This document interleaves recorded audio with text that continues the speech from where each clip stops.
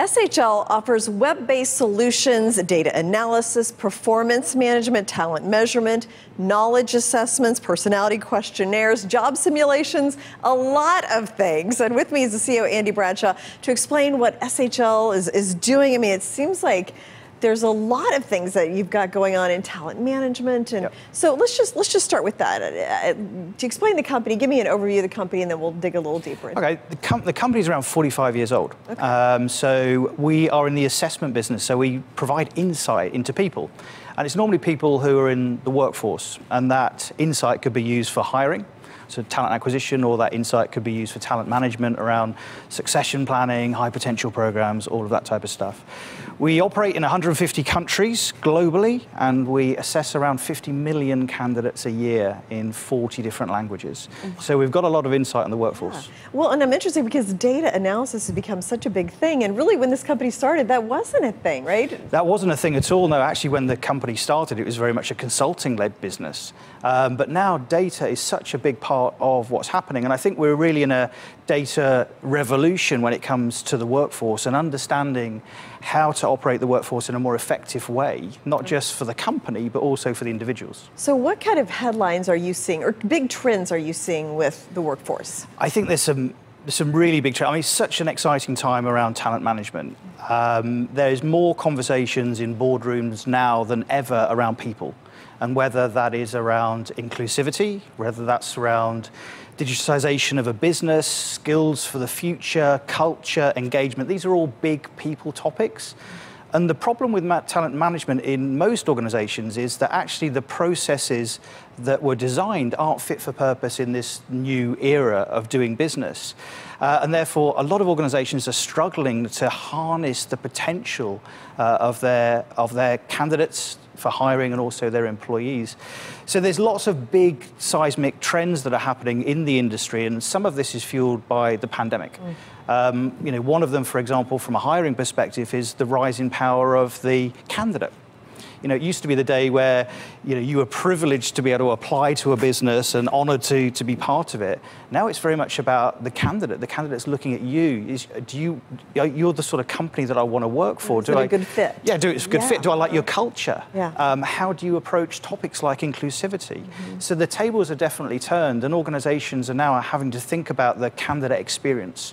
How do they bring that candidate on a journey that shows them about their organization and talks to them about their values, such that the candidate really wants to join. So, from that perspective and hiring, that's a big shift from where we've come before, and that's accelerated, as I said, because of the pandemic. Yeah. On more of the talent management side, it's really about data.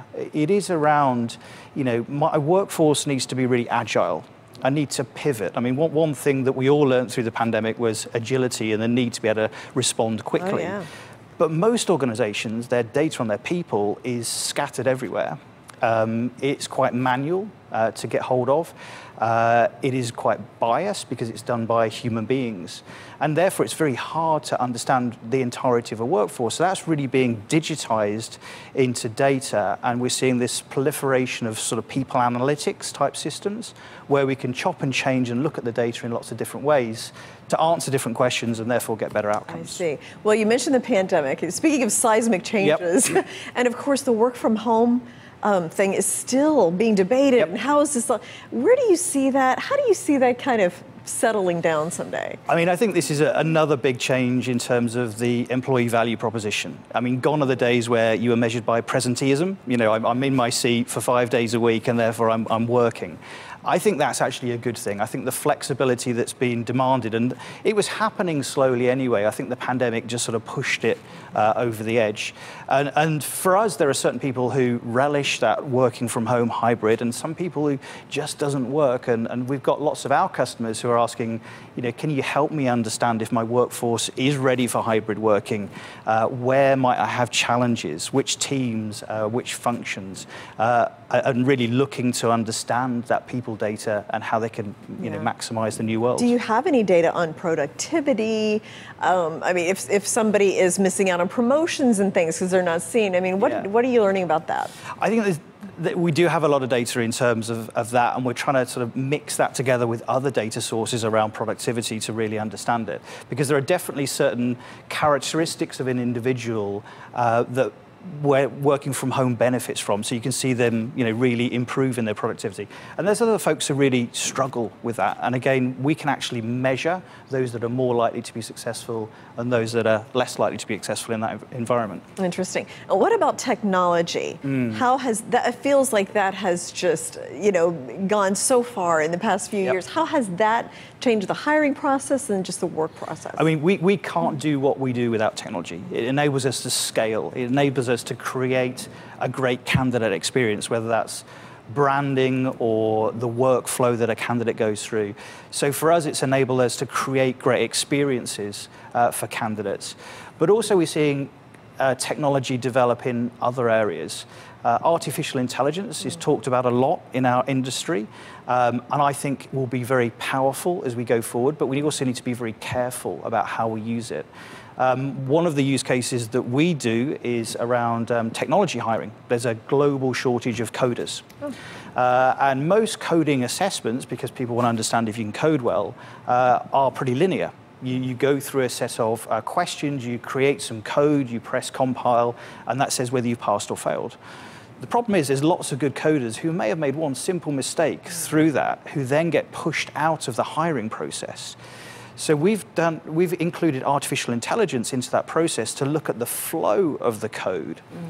And we keep in about 30 or 40% more candidates than traditional methods of looking at it, which of course is great from when there's a candidate shortage. Absolutely. You don't want to push all of those out. Yeah. So artificial intelligence can be used in that sort of way to make the overall experience better and get a better outcome. But I think increasingly we'll start to see it used across the organization to make some bigger decisions because the amount of data that's being generated, and as you said, the data points coming together is really important to try and understand the situation. Now, do you work with all kinds of industries? All kinds of industries. Okay.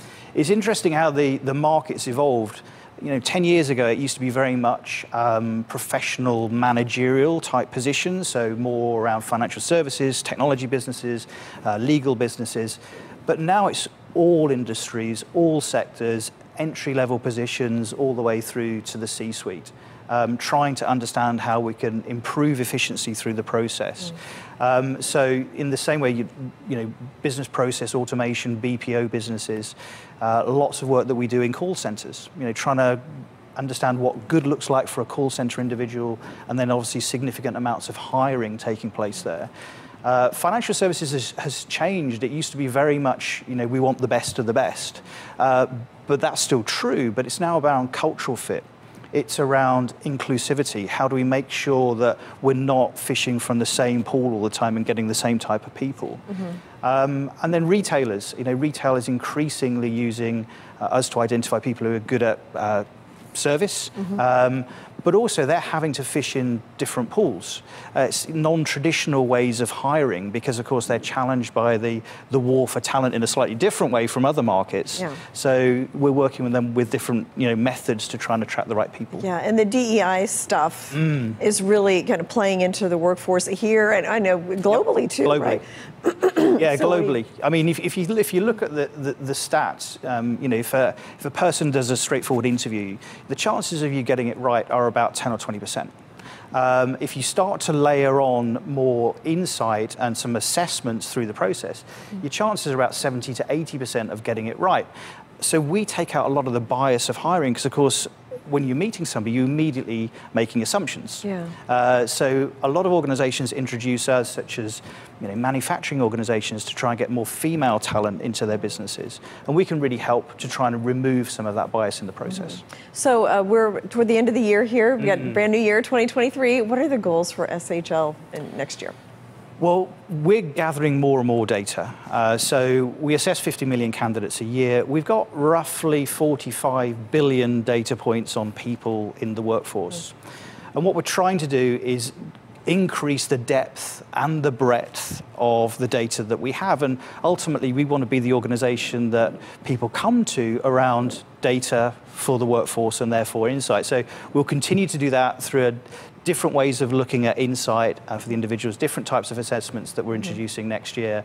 And it's going to be a really exciting year. We've got a number of good product releases. And I guess your mission really is to make sure it's to make the workforce efficient, and then also just make sure everybody's happier. It's a right fit, and it's. I think that's exactly it. It's two ways. We provide information for the organisation, but we also provide information for the individual.